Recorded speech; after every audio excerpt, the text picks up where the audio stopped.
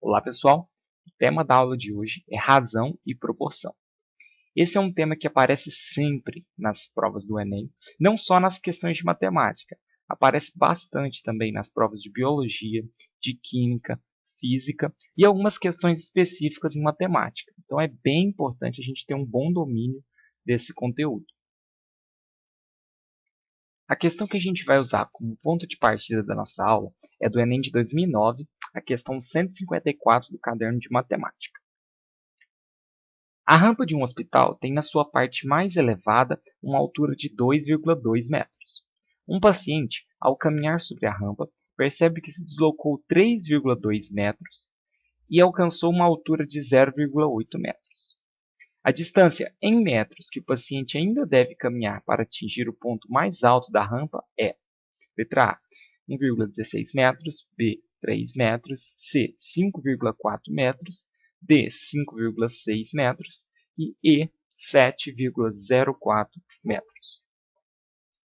Então, vamos entender um pouco sobre razão e proporção e ver como que a gente pode usar uma simples proporção, bem semelhante àquela regra de 3, mundialmente conhecida, né? E a gente consegue resolver essa questão. Então, vamos começar primeiro pela razão, certo? Vamos considerar, então, dois números quaisquer, A e B. Não necessariamente precisam ser inteiros ou algo assim, números reais. A razão entre A e B é a divisão de A por B. A gente lê essa razão como A está para B. Em geral, a gente representa essa razão como uma divisão, ou a gente pode pegar o resultado da divisão mesmo. Mas o objetivo dessa razão é um só: obter um número para comparar as duas grandezas, certo? Por exemplo, numa turma de cursinho preparatório para o Enem, a gente tem 40 homens e 50 mulheres. A razão entre o número de homens e de mulheres, no caso A e B, seria do nosso exemplo acima, seria 40 dividido por 50. Aí a gente percebe nessa fração que tanto 40 quanto 50 são múltiplos de 10, certo?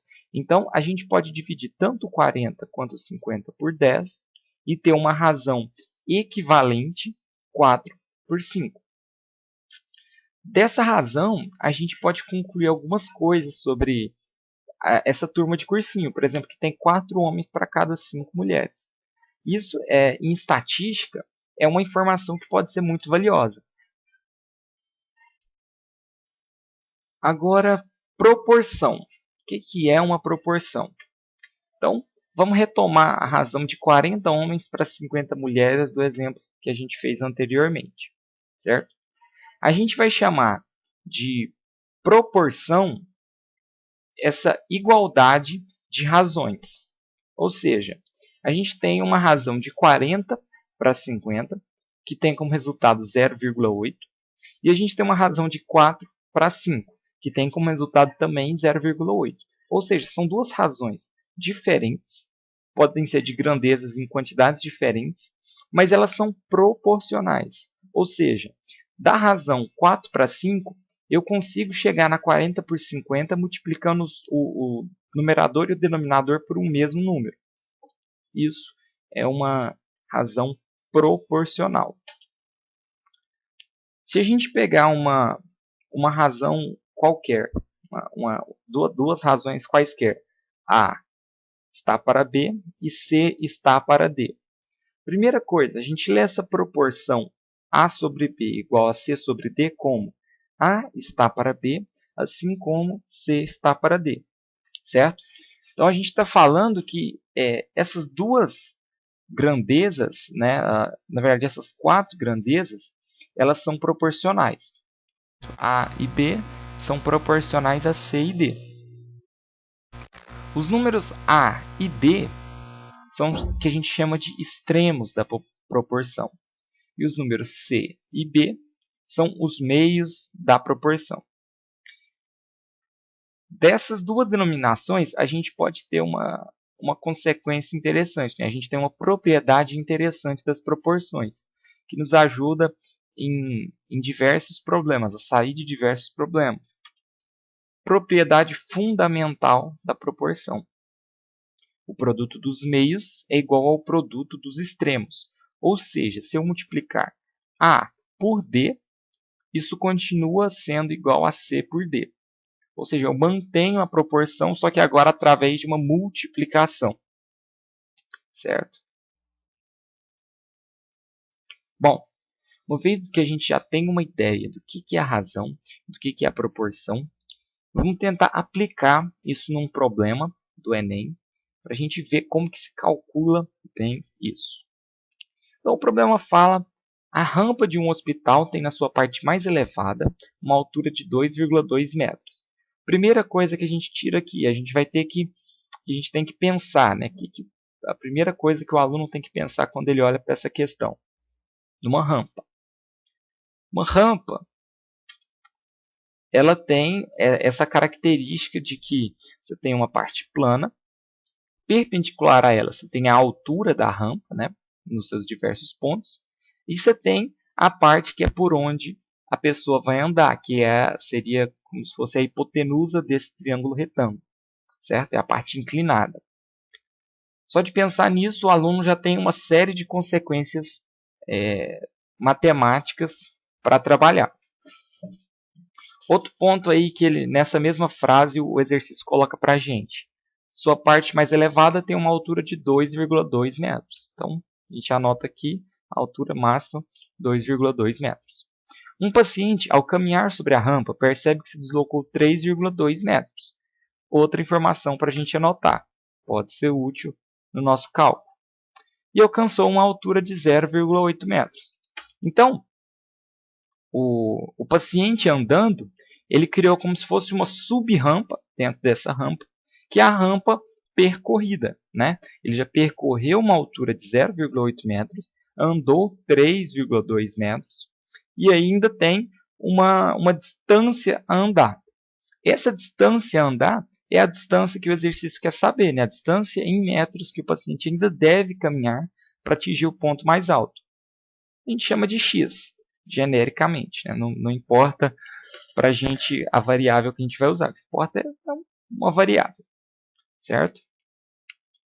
Agora, então, que a gente já observou esses detalhes, vamos tentar elucidar uma resolução matemática para isso, né? Primeira coisa, nesse ponto aqui, existe uma propriedade geométrica. Ela é muito simples, mas a gente vai abordar ela com mais calma em outra aula. Por hora, a gente vai só apresentar ela, que é o seguinte. Dois triângulos semelhantes têm suas dimensões proporcionais. Beleza, o que isso quer dizer? Aliás, primeiro, o que é um triângulo semelhante? Triângulo semelhante é um triângulo que tem todos os seus ângulos internos iguais. Como que a gente sabe que esses dois triângulos são semelhantes? Agora, é um pouco de observação. Primeira coisa, um dos ângulos é compartilhado pelos dois triângulos, certo? O outro ângulo é o ângulo da altura, né? O da altura com a base. Os dois triângulos têm esse ângulo de 90 graus. Se dois dos ângulos já são iguais e a soma dos ângulos internos tem que dar 180 graus, o terceiro ângulo tem necessariamente que ser igual.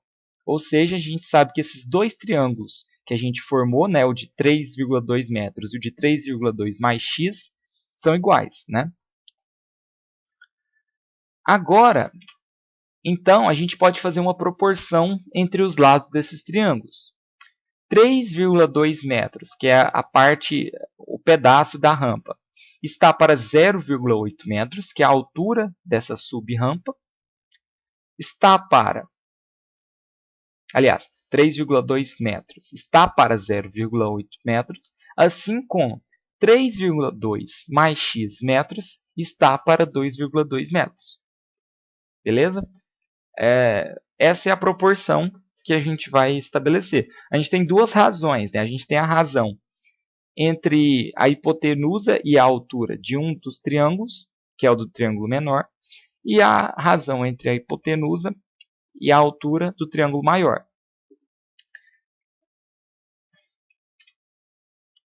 Agora a gente vai usar aquela outra propriedade das razões, né, que é a igualdade entre o produto dos meios pelos extremos, e vai dizer então que 3,2 vezes 2,2 é igual a 3,2 mais x vezes 0,8. A partir daqui, nosso problema já está resolvido. É álgebra simples para a gente sair dessa equação e chegar ao valor de x, que é a resposta final que o exercício quer da gente, né?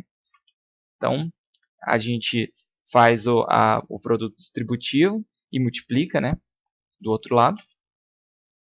Tem aqui o nosso x isolado e chega a uma resposta final de 5,6 metros para o x. O que isso quer dizer? Que o paciente ainda deve andar 5,6 metros para chegar ao final da rampa.